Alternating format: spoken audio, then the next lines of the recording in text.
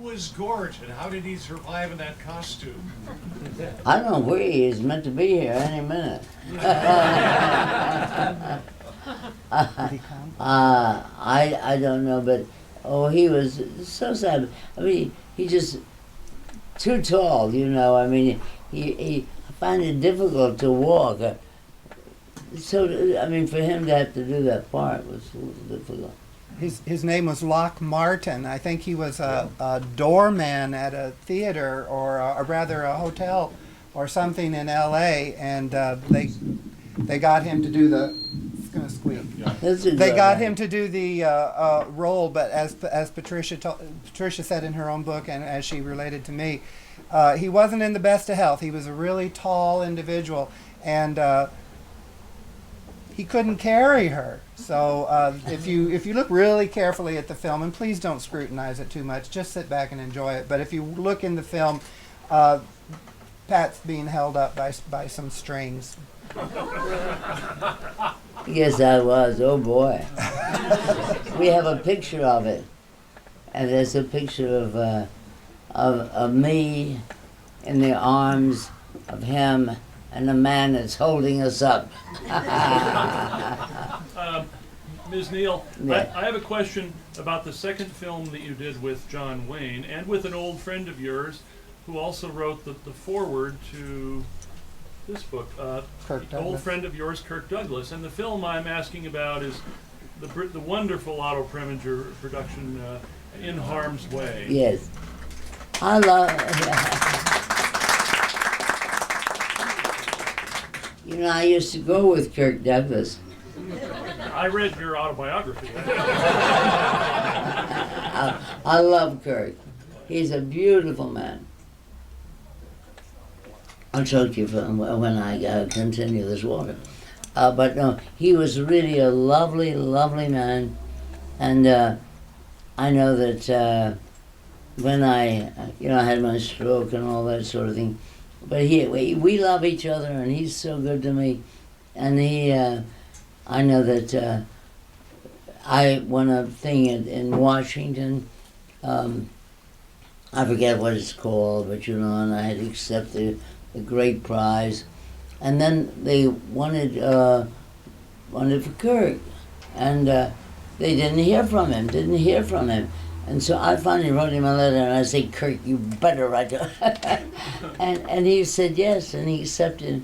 And I was in Washington when he got it. And I love him. He's a beautiful man.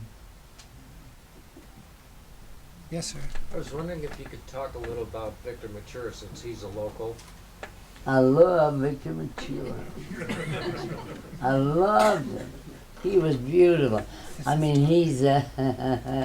I did a film with him, and I really adored him, and he loved me, and I don't. It's been over for some time. Well, I don't know, nothing sexual, no. But we got on beautifully, and now he's dead, and Patricia, I loved him. this is his daughter. I thought it was. I had that instinct. God, you're beautiful. Well, thank you. That's Fabulous good. yourself. I'm very happy to meet you. Very happy. And give him my love. This is Victor Mature's daughter. He was a beauty. I loved him, and he really was gorgeous to me. I interviewed Robert Wise shortly before his death, and he told me, I said, I'm not going to ask you anything about the day the earth stood still. Reams of material have been written about the day the earth stood still, but I did want to ask you about Something for the Birds.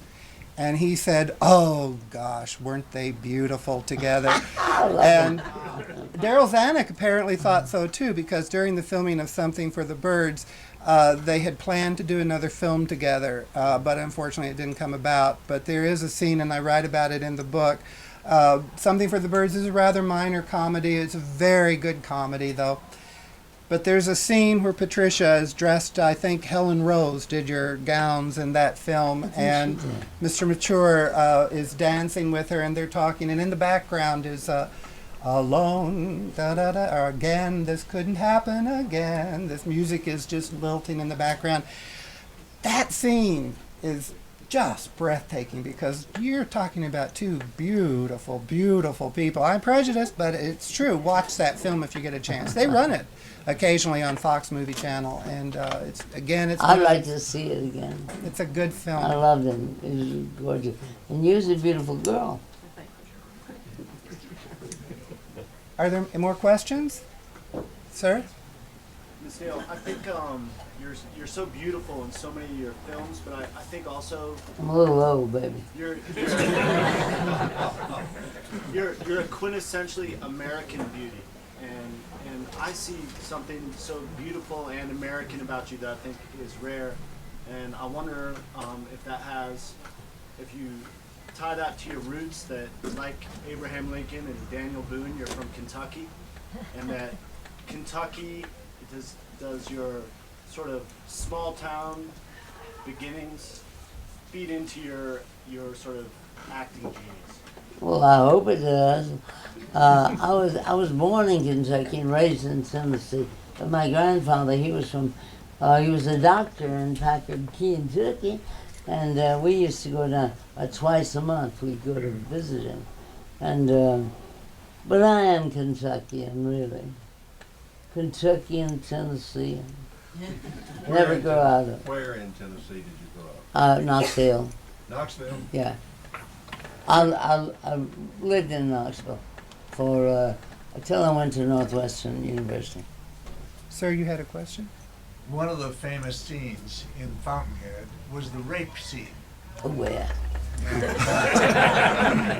It sort of was important in those days because it kind of legitimized rape as the beginning of your great romance. Mm. I wonder if you've had thoughts about that scene since then. Well, no, but listen, I want to tell you, when I met Gary Cooper, I loved him. I really did. I don't know why. I took one look, baby, and he was it.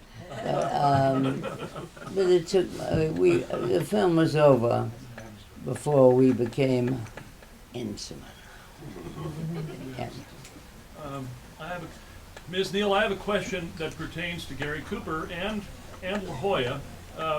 He gave you a red polka dot, a dress with red polka dots that you had taken in, and you wore it when you appeared in the play, in the T.S. Eliot play, and there's a lovely photograph of you on the beach in La Jolla. Do you still have that dress that Gary No, Cooper? I wish I did. But no, I want to tell you, when Gary gave it to me, it was huge. And I had stitches, you know. What am I talking about? You had it taken in. I had it taken in. Was it this, what are the things called? Seams. Darts. No, not dart. You just, but anyway, but Elastic. yeah, elastic, and it was beautiful on me. And Gary thought he gave it to me that way.